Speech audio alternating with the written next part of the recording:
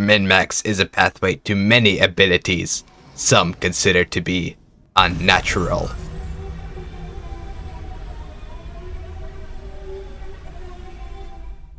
Greetings everyone, I'm Stefan, and today we're going to be taking a look at a build to end all builds. This is the Crisis Rush, done in year 22. Now, before we get into how I actually managed to pull this build off and the strategy that you have to use to actually make this happen, let's first talk about the benefits of doing something as crazy as this. Of course, becoming the Crisis is supposed to be an endgame thing, and so you get all the bonuses associated with an endgame thing.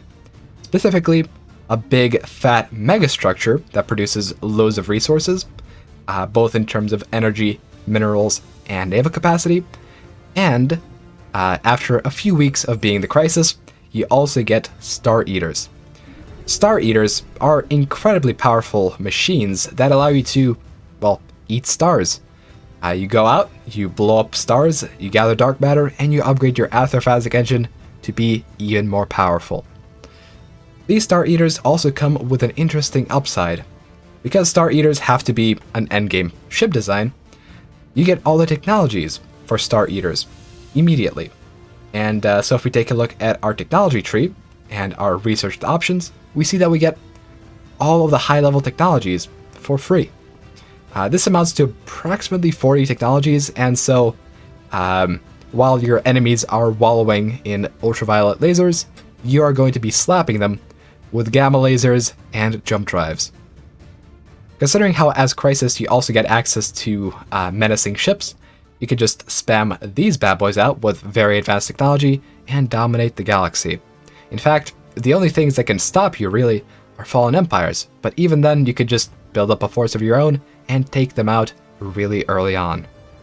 However, you don't even have to go the path of violence. You could be a completely pacifist Crisis and just sit in your little corner and build up a button to destroy the galaxy. You see, without a galactic community, you're not going to get a war declaration from the entirety of the galaxy once you become a level 5 Crisis. And even once the galactic community forms, they're not going to, war deck you instantly. You can literally just be sitting in your corner, building your game-ending engine, and blow up the galaxy without anyone lifting a finger to stop you. That is the power of the Crisis Rush. So now let's take a look at what sort of empire is hideous and monstrous enough to bring this threat upon the galaxy. This is the big scary empire. Now, it doesn't look like anything much on the surface, and in fact, if I saw this in any of my multiplayer games, I would dismiss it as just some sort of meme build. Who does Unity anyways? But this empire has to do Unity in order to become the Crisis. The thing is, the biggest roadblock to becoming a Crisis is of course taking the perk itself.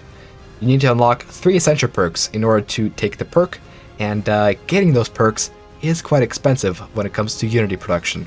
You need to produce a grand total of 43,000 Unity, and over the course of 20 years, it amounts to over 200 Unity per month on average. But of course, it doesn't just stop there. Once you take the Crisis perk, you don't actually gain too much as far as benefits are concerned. You have to unlock levels of Crisis to become more and more powerful, and to do that, you have to do 2 things. First, you have to get Menace, which requires you to do nasty stuff to the galaxy, and secondly, you have to research special projects, which aren't that big of a deal in the late game, but if you're trying to rush a Crisis early on, those tech costs are quite significant. This build has to transition from hard Unity to hard science as quickly as possible, and that's honestly the most difficult part of the build. You'd expect Menace to be the most difficult part of the build because, of course, how the hell are you going to conquer a galaxy if you're just a fanatic spiritualist? But there is a trick that I will show you guys later. So, with that said, let's take a look at the specific stuff that I'm using to make this build the way it is. At the core of the build, we have this combination of civics: Exalted Priesthood, Death Cult. Exalted Priesthood will replace some of your administrators with High Priests, which produce a big chunk of Unity. Let's just put it that way. Death Cult will replace your normal priests with Death Priests. Death Priests aren't as numerous. You get 1 Death Priest per temple instead of 2 normal priests. However, these guys are twice as efficient. Normal priests produce 3 Unity, while these guys produce 6. When you add the Exalted Priesthood bonus of additional unity, you get a grand total of 7 unity per Death Priest, which is really significant, and since we're also using a lot of stuff to boost unity production, we're going to be getting loads of unity just from one pop. Of course, we are going to be spamming those Death Temples, but having a relatively small portion of our population actually dedicated to unity production really goes a long way to making this build actually work. You see, you can't just go all in on unity without having an economy. You have to build all those buildings, and then later on, we're going to have to transition from unity to tech, so we're going to need a big stockpile of minerals to be able to pull that off.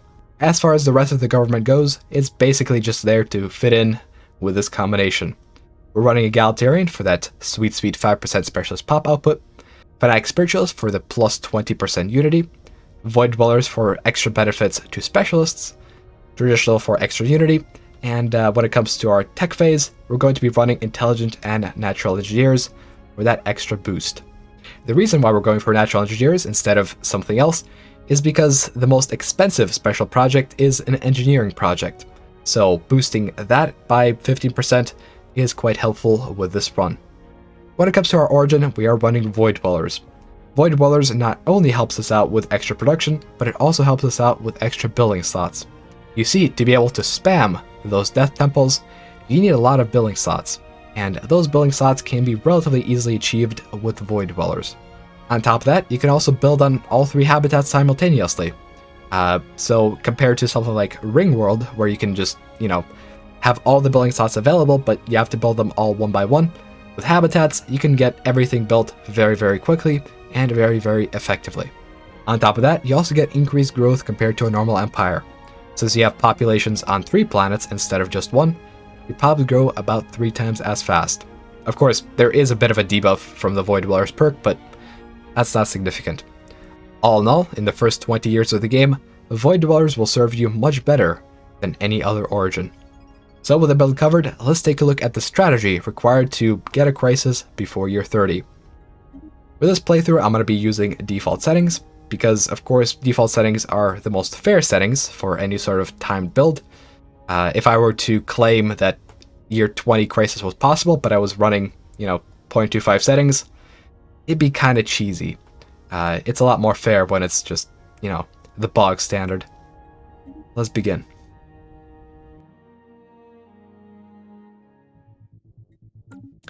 Alrighty, now first and foremost, I do have to mention that if you're trying to go for a speedrun, you will of course want to re-roll your ruler.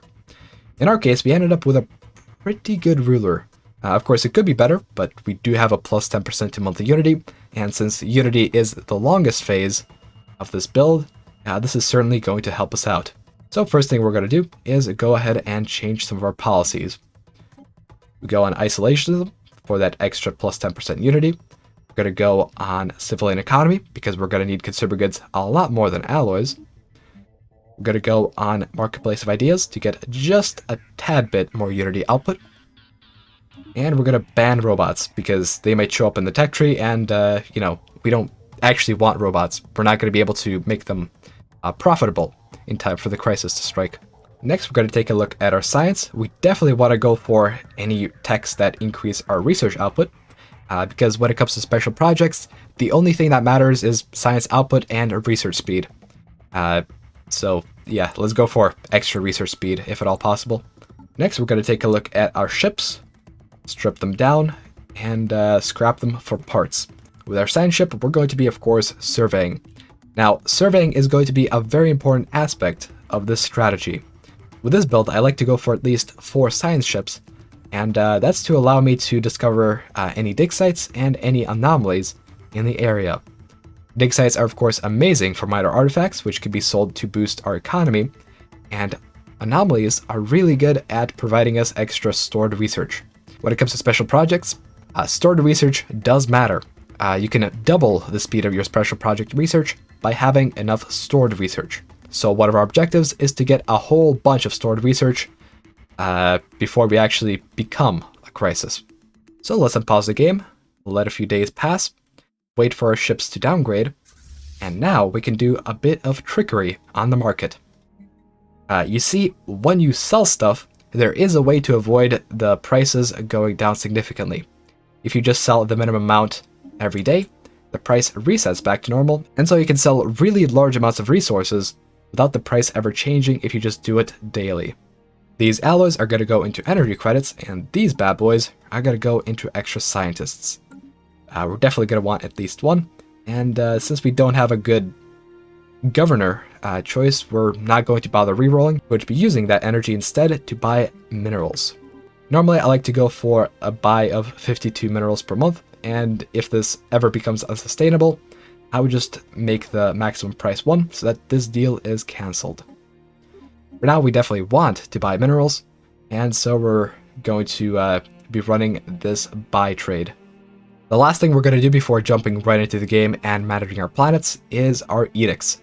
We're going to want to go for Veneration of Saints because this is going to give us a plus 20% to priest output, which does apply to death priests. Death priests, of course, are the things that we really want to get as early as possible.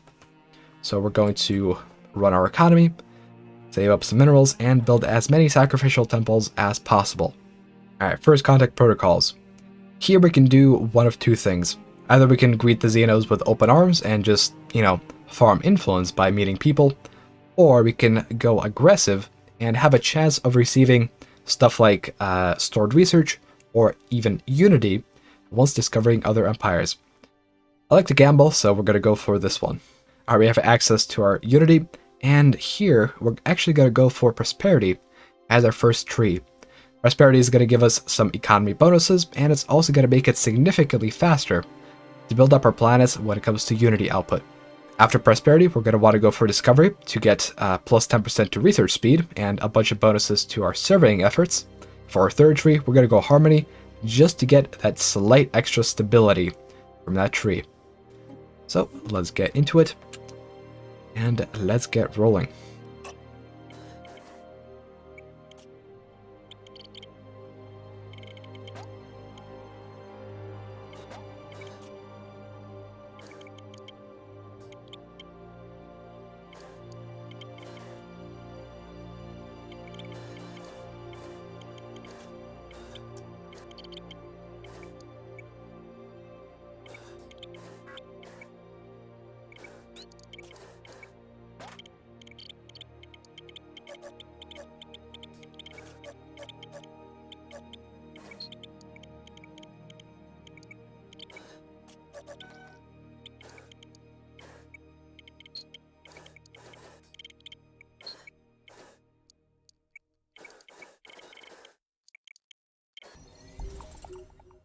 Ooh, we discovered an archaeological site. Let's see where it is. It's pretty close. Any other rock? I don't believe it's one of the best archaeological sites out there, but we're definitely going to want to take it. Right now we're 3 years into the game, and we're sitting at a comfy 128 unity per month. We're going to need to get that number a lot higher, but for now, it's a pretty good start. Alrighty, we just finished our first tradition tree, and now let's go for Voidborn. Voidborn is going to unlock 2 more building slots across all our habitats, which means more sacrificial temples. Oh, one thing I almost forgot to do is change the designation of these habitats. I like to go for leisure stations for my first 2 habitats, at least for this point in the game. Later on, we're going to want to switch it to research stations, because of course we'll be tech rushing.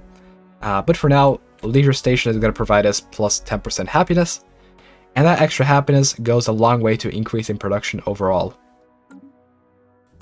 Alrighty, we got our discovery tree finished, we got our Ascension Perk, which is going to be 1 vision, and now we're actually going to save our unity. The reason being, we want to unlock the last tree all at once. Right now, because we are over Empire Sprawl, we're getting a plus 6% penalty to traditional adoption cost. However, once we are at the point of 30,000 unity, we can just build administrators, fix this Empire Sprawl issue, and then pick all the stuff required. This saves us approximately a year, and although we are losing some bonuses from the Harmony tree, all in all, it is worthwhile just for the time saved. Alrighty, we're 12 years in, and our Unity production has somewhat stabilized. What we have to worry about now is the future.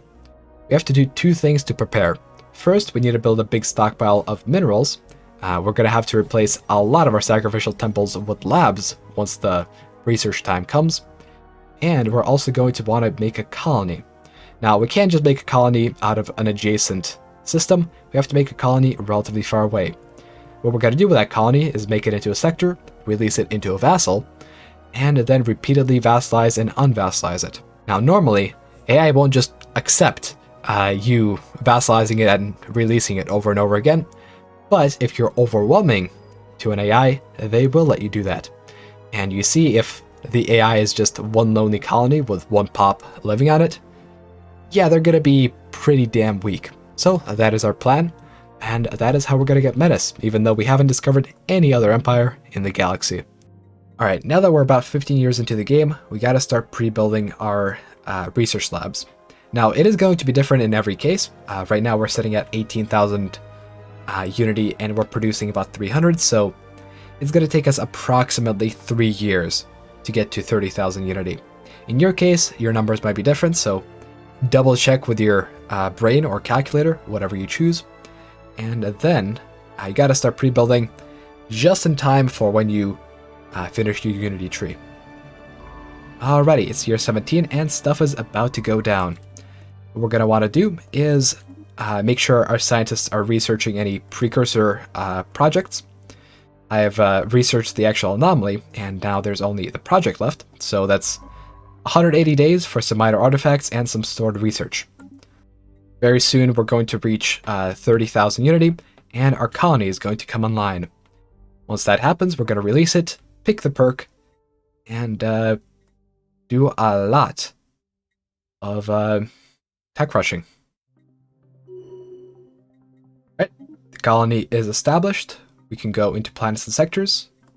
Actually, we have to go to the planet. We create a sector.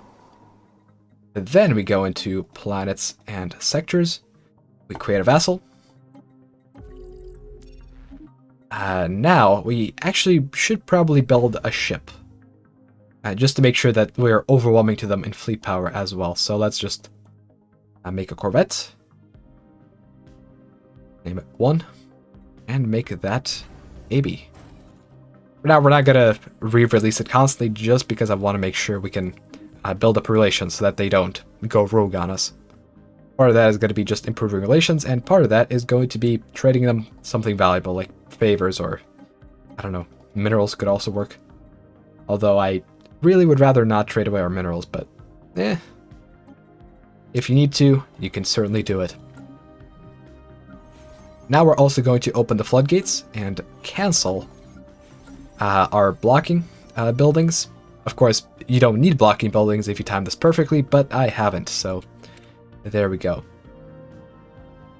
Our economy has been transferred into a research economy, and we also have just fixed our empire sprawl issue by building a single bureaucrat. So what we're going to do now is go to our traditions, get harmony, get that ascension perk, come the crisis, and now we have to do a little bit of job management because, of course, our economy is going to collapse if we don't do anything about it. At this point, all we care about is science and actually making enough consumer goods to not die of economy. Right, become the crisis and start researching our first project. You got to notice that it takes society, and society is fortunately the thing that we stockpiled the most because, of course, priests produce unity as well as society. We're going to want to make sure that our society scientist is best equipped for the job. They're currently level 2. I don't believe I have any better scientists there. Nope. So let's just assign him this tech. This way he will get a research bonus, and this research bonus will apply to finishing the project slightly sooner. Alright, it's not actually looking that bad. I am pleasantly surprised. We can definitely make do with more scientists. So since we have the extra resources, let's just queue up some more research labs. I expect my economy to collapse a lot more than this, so This is very good. Of course, we are going to boost this science production with an edict. Research subsidies is going to eat away at our entry credits, but it's going to be extra research. We're also going to want to assist research on all of our planets, but first we have to actually research all these special projects. Alright, we're done with one of our projects, and we're done with another, and they actually gave us the types of science that we need. Physics and engineering. Perfect. They also gave us some minor artifacts, which we can sell, and keep our economy afloat for a while longer. At this point, we're also going to start releasing and remaking this empire into a subject, because, of course, we are overwhelming to them in fleet power, because we have one corvette. This process, believe it or not, does count towards getting menace, so we're going to have to farm this quite a bit.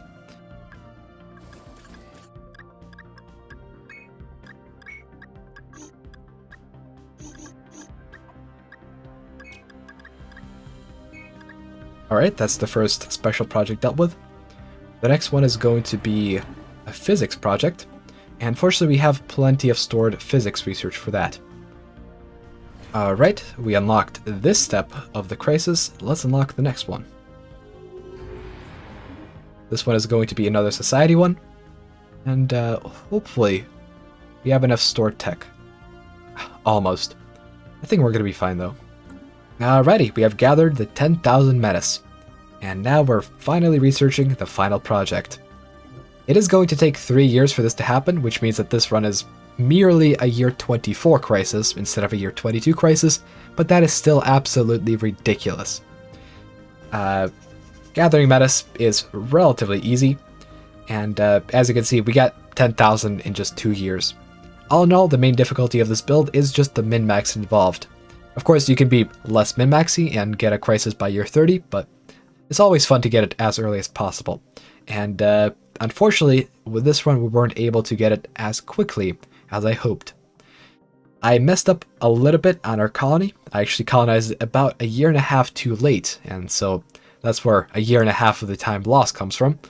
And also, I wasn't able to find as many good systems or archaeological sites in my near vicinity. It took me until year 11 to colonize this first archaeological site, which really did impact our playthrough. But all of that is nearly behind us. Let's just fast forward to when we can actually become the crisis, and we'll talk a bit more then. And there we go, year 2224, crisis. Our time has come. We're gonna get our Dyson, a sus Dyson, in fact, because it's not really a Dyson, it's just a big blow up the galaxy in an instant button, and we're gonna get our Star Eaters. Suddenly, we're gonna jump from one of the last empires on the leaderboard to one of the top ones. In fact, at this point, we can literally just go in and blow up empires that we haven't even discovered yet. Let me show that off. Is this an empire I see? Well, not for long. What we're gonna have to do is actually initiate combat with them with some sort of corvette or destroyer or whatever. We can't actually initiate combat with a Starcracker, weirdly enough. So now that our corvette is in, and these guys are hostile, we can just crack their stars. Easy peasy. Lemon squeezy.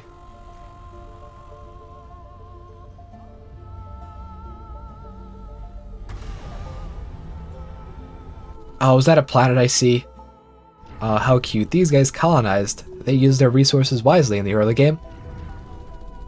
It's a damn shame that that planet isn't gonna last long.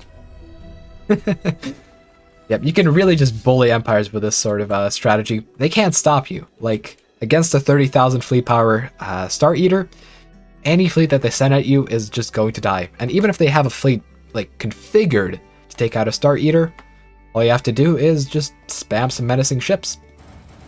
Just spam menacing cruisers and escort your Star Eater, and nothing will ever stop you.